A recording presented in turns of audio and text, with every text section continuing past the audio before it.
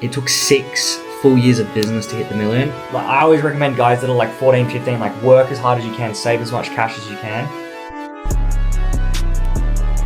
All right, it's pretty much the second last day of the year.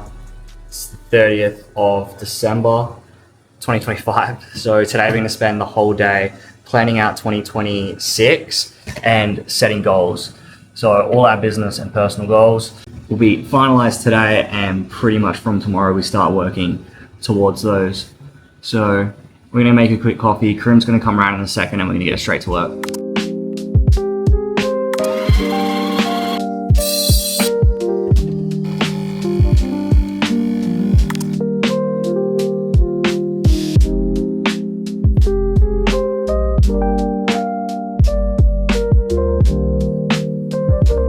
Alright, and for my goal setting, I'm pretty simple. I just keep a year on year in my notes and just tick what I achieved and leave blank what I didn't. So then I'll go through 2025 and whatever's unticked, I'll bring it through to 2026, make it a little bit more difficult and work towards it. Like I don't get upset or like worried if there's a goal on there that's unticked, because like I said, I make it harder the next year. So the fact that like most years it's half a ticked, half are unticked. So as long as they're really high and look like unachievable goals, then in my mind it's a good goal. So that's what I'll do. She's looking at me funny now. I'm gonna get Ellie to do the same this year, because you never goal set, do you? Of course I do. You do? Did you do them this year? Oh, we did. We did them. I remember we did them at the start of last year. That was the first year you did them, hey? Are they in your notes as well? 2024 was the first year that I started my goals. 2024. So you did all of 2024 and all of 2025? Yeah, personal and business. Show us on your phone. Have you got him in there? Mm-hmm. Do you want me to blur him out? Some of them are a little bit random. My 2024 ones were not pre or labeled, but when I first started to label, so my goals were very low. My 2025 ones were pretty good. But yeah, I'm excited for 2026. Okay. Can I make my coffee now? Yeah. Thanks for that. Thanks for that little addition. But yeah, set big goals. Yeah, make sure that they're not unachievable, but make sure that they're really difficult. And then work towards them every single day. Sounds simple, right? But that's what we're gonna do. So just going through my normal workflow this morning, checking paid media performance. I'll do our daily P&L, and then we'll get straight into the goals.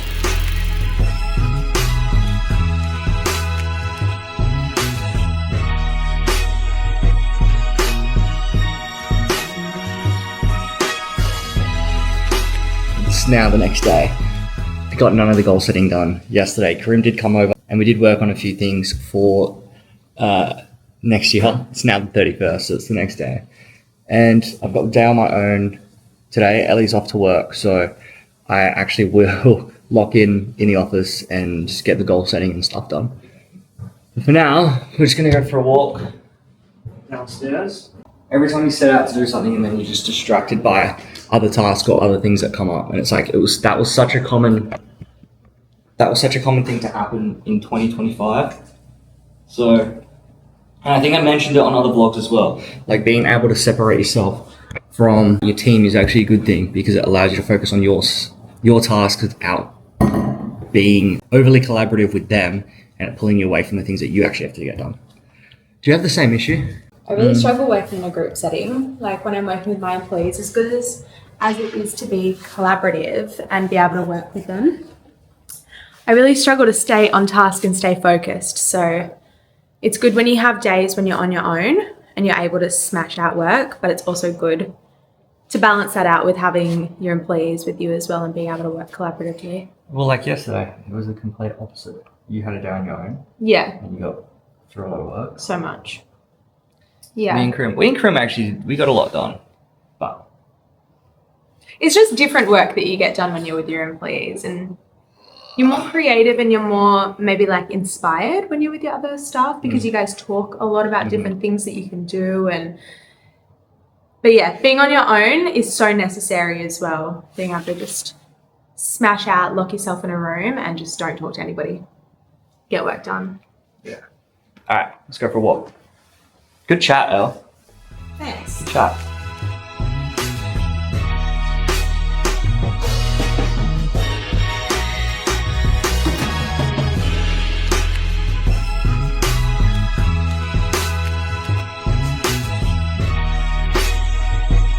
What's one goal that you didn't achieve in 2025?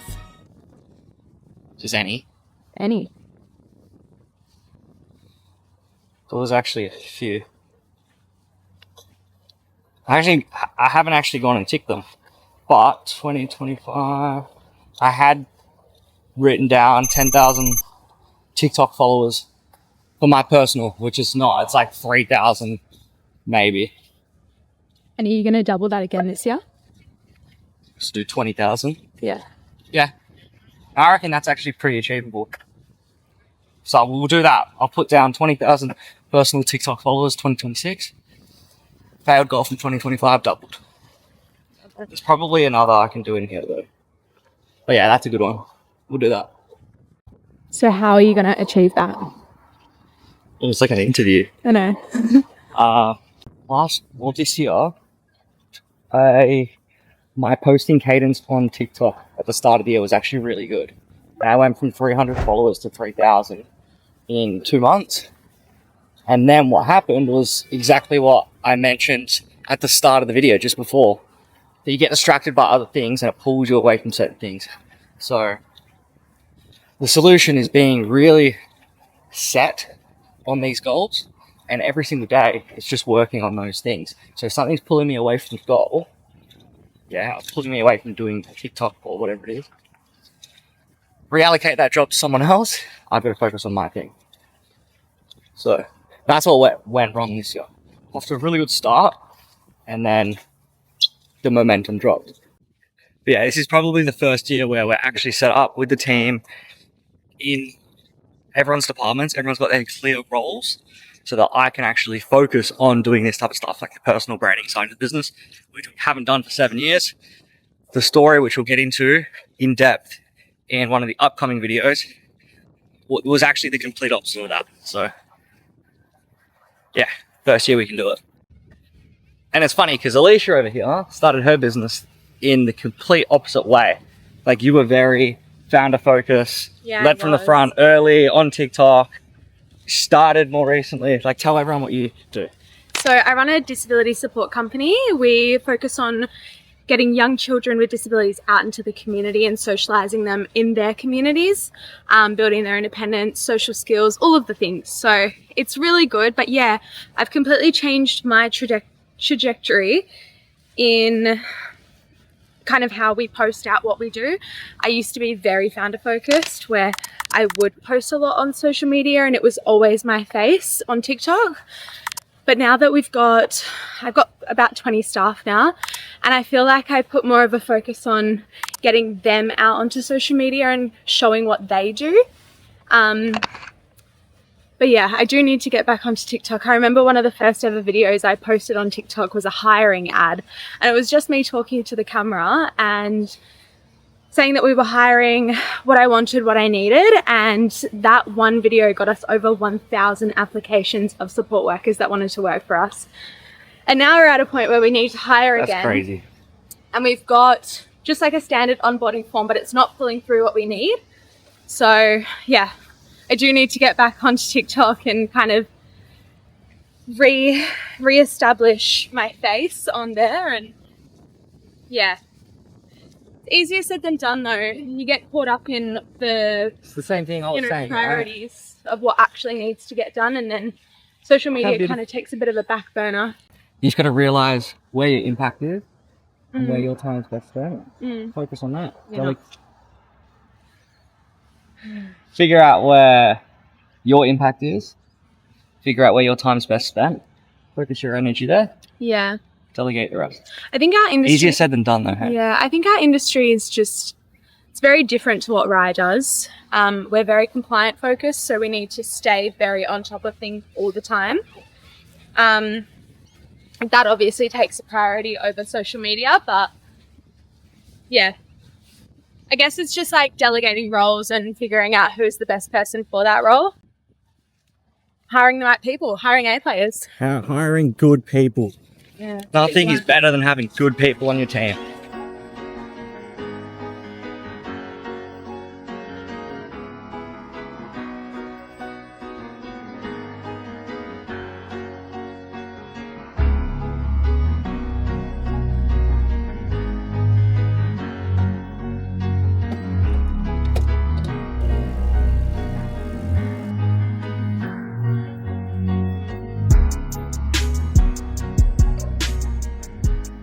All right, we're now in the office. Been here for the last few hours, just smashing through some work to get us prepared for next year, or tomorrow, I guess. And I've finished the goals for 2026. So,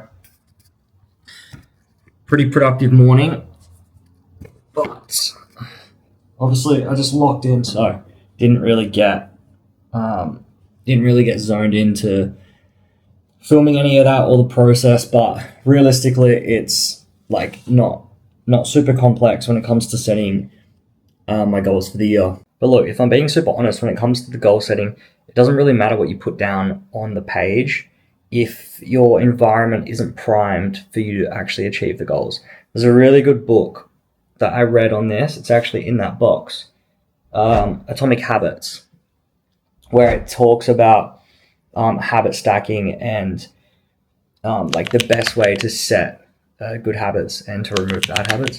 And achieving a goal is just literally setting good habit, like reverse engineering the goal with habits. So if you haven't read that book, read that book. But it focuses on your environment. So if your environment is not primed for success, it's going to be a fucking uphill battle. Even with us, like me and Elle, we want to prime our work environment for both businesses as well as personal life so that we're most efficient with everything we do so we can actually achieve the shit that we set out to do. Reduce distractions and only focus on the shit that moves the business forward. So yeah, those goals are set. The 20,000 TikTok follower goal is in there, so I doubled it from this year. There's a few others in there. A lot of them are like revenue and business based, so I'm not keen on sharing those. I've always been kind of that way where I don't talk numbers too much, but for those who have followed here for a while, you'll probably be able to figure out where we're kind of at in terms of growth and size of the business. But yeah, this year we're keeping it pretty lean, pretty dialed, team small and nimble, and yeah, we're going to smash these goals. We are going to absolutely smash them. I'm confident in that. And yeah, we're going to get to this time next year, 31st of December 2026, and be setting our 2027 goals and hopefully, yeah, double everything again, which is crazy. One thing I do want to show you guys. Revenue is an absolute vanity metric. We can all agree on that. But one thing that is important, revenue does tell a good story in terms of growth and trajectory. And one thing I've done over the past few years is like kept a tally year on year on the revenue that the business hits. Now everything north of $1 million I've wiped out, so you're not going to see it. But I kind of want to show you the journey to $1 million. Obviously, we started with $2,000 is what we started the business with. Like that's the capital that I injected in. In 2018, the first year we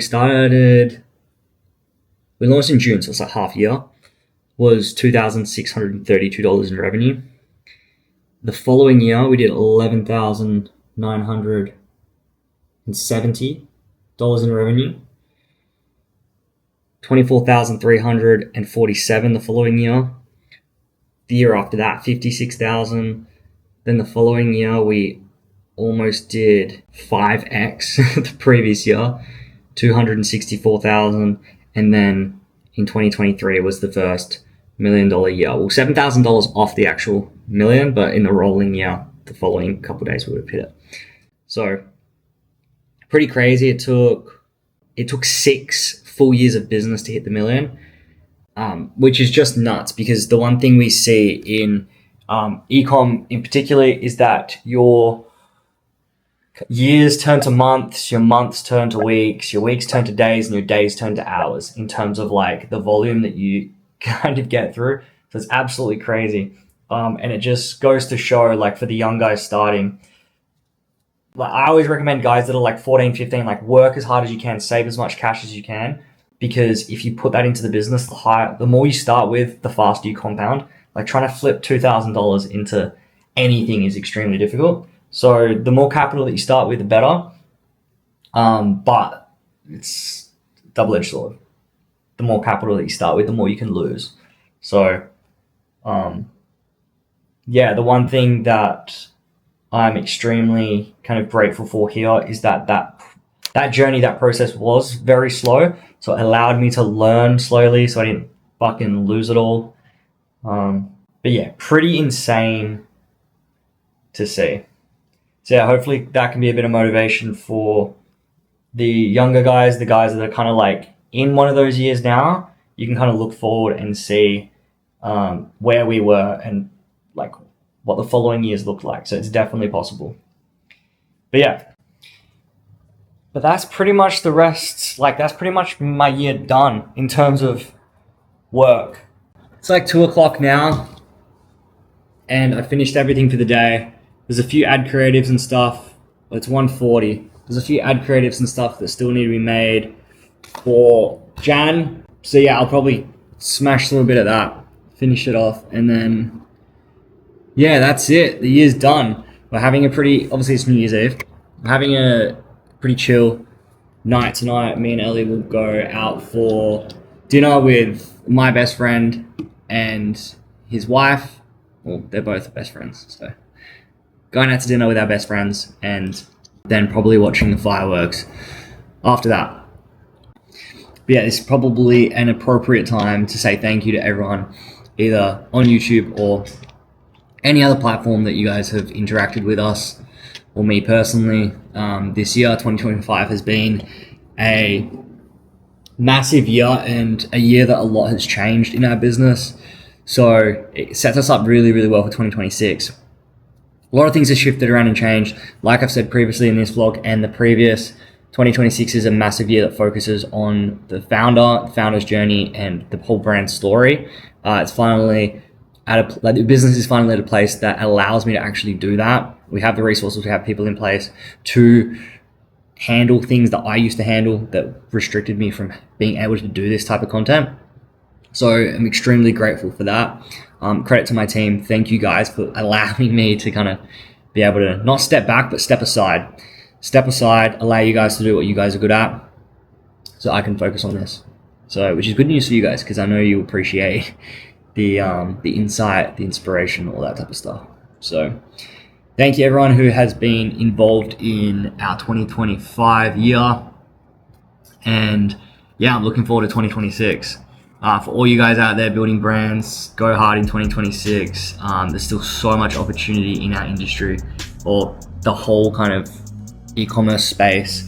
So if you're one of those guys that is wanting to start something or like has a big goal for 2026, fucking go crack it, like go hard at it. Don't let anyone stop you. It's always so scary starting something new or making a change, going at something that's quite risky, but it's like it's meant to be that way. It's not rewarding otherwise. So, and yeah, remember, anything worth doing is very hard. All right, enough dribble.